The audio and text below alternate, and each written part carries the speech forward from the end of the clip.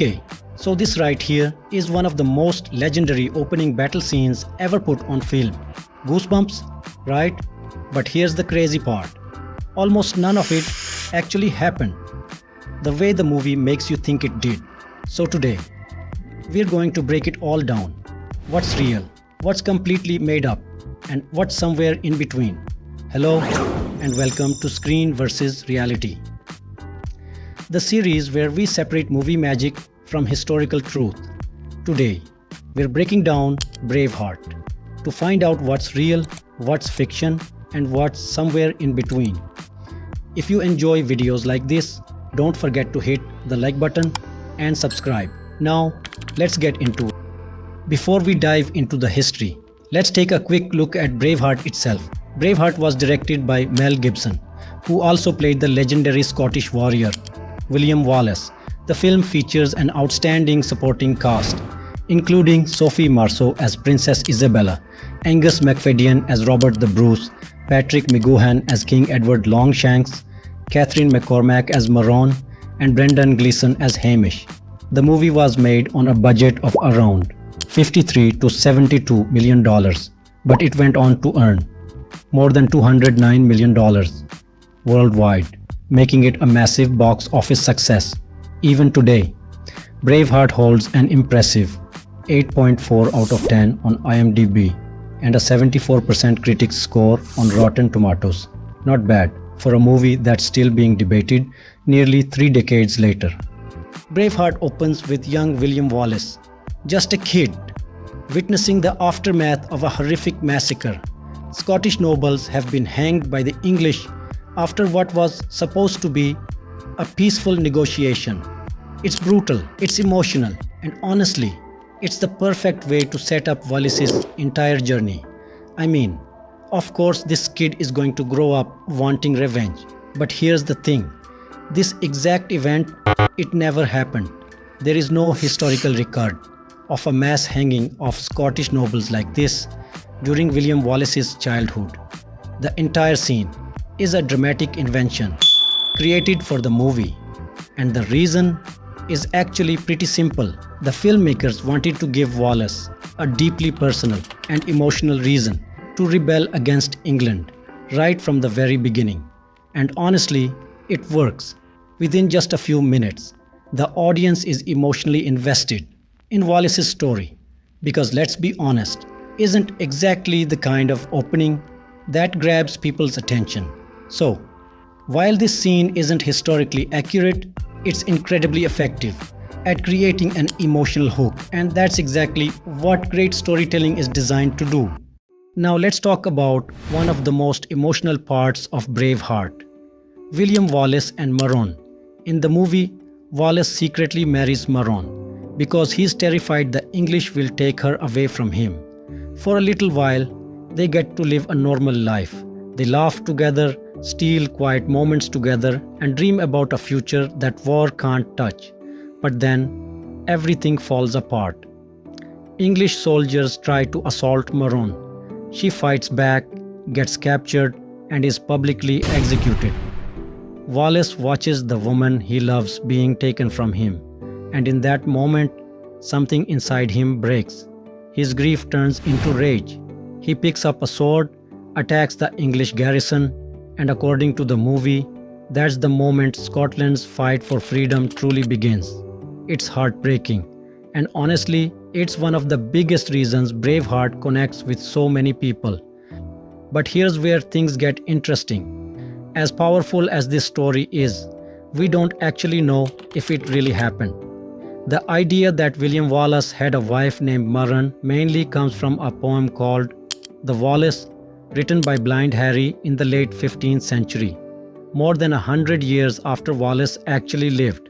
The problem is, records from Wallace's own lifetime never mention Maron. They don't mention a secret marriage, and they don't mention her execution either. Even the law called prima nocta, which the movie uses as the reason for the secret marriage. The idea that an English lord had the right to spend the first night with a newly married bride is considered by many historians to be more legend than historical fact. So, was Maron real? Maybe. Did her death inspire Wallace to rise up against England? We honestly don't know. The truth is, Braveheart was never trying to be a history documentary.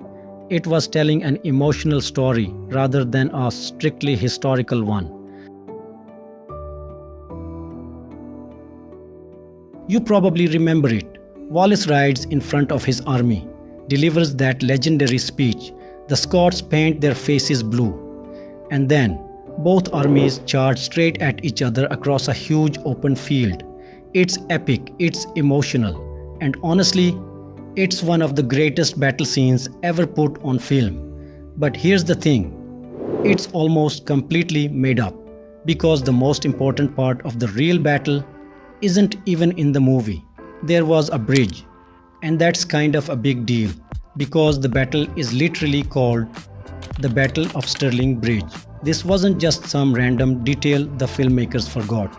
It was the entire reason the Scots won. See, in 1297, the English army was much larger. They had more soldiers, better equipment, and far more experience. If Wallace had simply charged across an open field, the Scots probably would have been crushed. So instead, Wallace and the other Scottish commanders came up with a brilliant plan. The English needed to cross the River Forth, and the only way across was a narrow wooden bridge that could only fit a handful of soldiers at a time. So the Scots didn't attack. They waited. They stood there, watching the English slowly cross the bridge, and they kept waiting until enough English soldiers had crossed that they were completely separated from the rest of their army. That's when Wallace gave the order. The Scots charged. Suddenly, the English soldiers on the Scottish side of the bridge were trapped. No reinforcements, no easy escape, and the rest of the English army could do nothing but watch from the other side. Many were killed where they stood. Others tried to escape by jumping into the River Forth, only to drown in the current. The entire English attack collapsed in a matter of minutes. So why did Braveheart leave out the bridge? Believe it or not, Mel Gibson later explained that the bridge kept getting in the way of the battle scenes he wanted to film. And from a filmmaking perspective, you can understand why. The open field charge looks incredible on screen, but the real story is actually even more impressive. Because Wallace didn't win by charging headfirst into a stronger army. He won by outsmarting them. He looked at a battle everyone expected him to lose and found the one advantage. That changed everything. Braveheart gave us the epic version, but history gave us the brilliant one.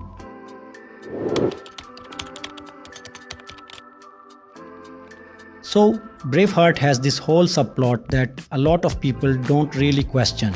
And honestly, it makes sense because it's woven into the story so well. Wallace and Princess Isabella. This secret romance between the Scottish rebel and the French princess married to the Prince of Wales. She is sent to negotiate with him, right? And at first she is just doing her job. But then she actually meets him and she's like, oh, he's not what they told me he was. And they fall for each other. She starts feeding him information, warning him about plots against him. And then after he is executed, she drops this bombshell on King Edward. I'm pregnant. And the baby isn't your son's, meaning the future King of England is actually William Wallace's child. It's such a good twist, but none of it happened. Like not even a little bit. Here's the actual situation. When Wallace was executed in 1305, Isabella was about 9 years old, and she was still in France. She hadn't even come to England yet. She didn't arrive until 1308, 3 years after Wallace was already dead. So they never met. There was no romance. There was no secret baby. The whole thing is just a movie. But here's what's actually wild. The real Isabella, genuinely one of the most interesting people from that entire era. She did marry Edward II. She did become Queen of England. And then she basically orchestrated a rebellion, teamed up with her ally Roger Mortimer, and helped overthrow her own husband. History remembers her as the she-wolf of France. That's her actual nickname. So it's almost a little frustrating that Braveheart turned her into a love interest for Wallace, because her real story is honestly just as dramatic. Two extraordinary people, just completely separate lives that never crossed. Hollywood connected them anyway. And it worked. But yeah, didn't happen. Now here's one of the biggest myths Braveheart ever created. Robert the Bruce betraying William Wallace. You probably remember the scene. Wallace rides into battle, certain that Robert the Bruce is finally fighting beside him. But then, Bruce's army turns against him. Wallace is thrown from his horse. His mask is pulled away, and he realizes the man who betrayed him is Robert the Bruce. It's one of the movie's most unforgettable moments, but it never happened.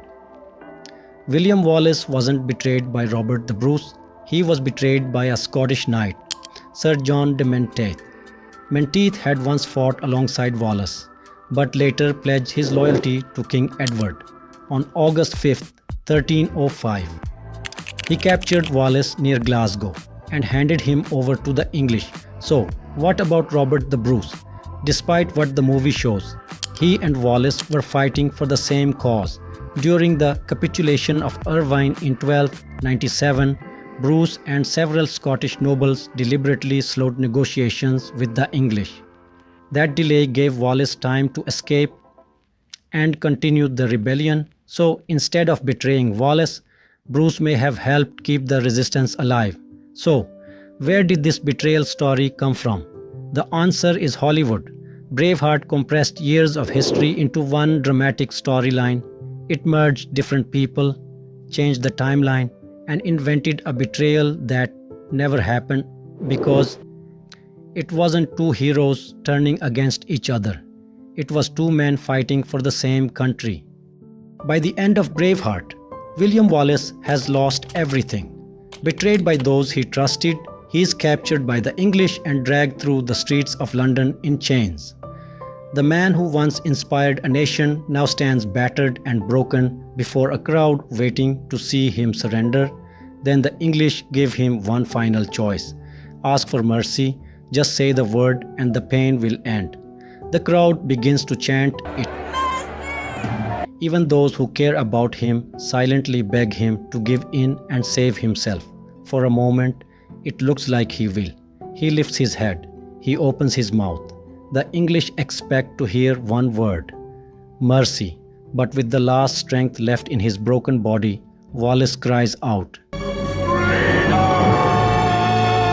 And in that moment, they could take his life, but they could never break his spirit. It's one of the best scenes in the movie. Now here's the part that Braveheart doesn't show you. And honestly, I understand why they didn't. Because the reality of what happened after Wallace died is so brutal, so deliberately and calculatedly cruel, that it almost breaks the story a different way. After the execution on August 23rd, 1305, the English crown didn't just kill him, they dismembered him. His body was cut into 4 parts and sent to 4 different corners of the country: Newcastle, Berwick, Stirling, Perth. Think about that for a second. They didn't just want him dead. They wanted people to see what happened to men who resisted. They wanted his body to become a warning sign. This is what defines costs. Look at it. Remember it. Don't you dare. That was the message. And here's the thing. It didn't work. Not even a little bit. Because within 9 years of William Wallace being executed, Robert the Bruce was standing at Bannockburn leading the Scottish army to one of the greatest military upsets in medieval history. The last thing. So that's the ending of Braveheart. Not a victory parade, not a happy ending in the traditional sense. A man dying on his feet instead of living on his knees. That's it. That's the whole movie. And somehow, that's enough. More than enough.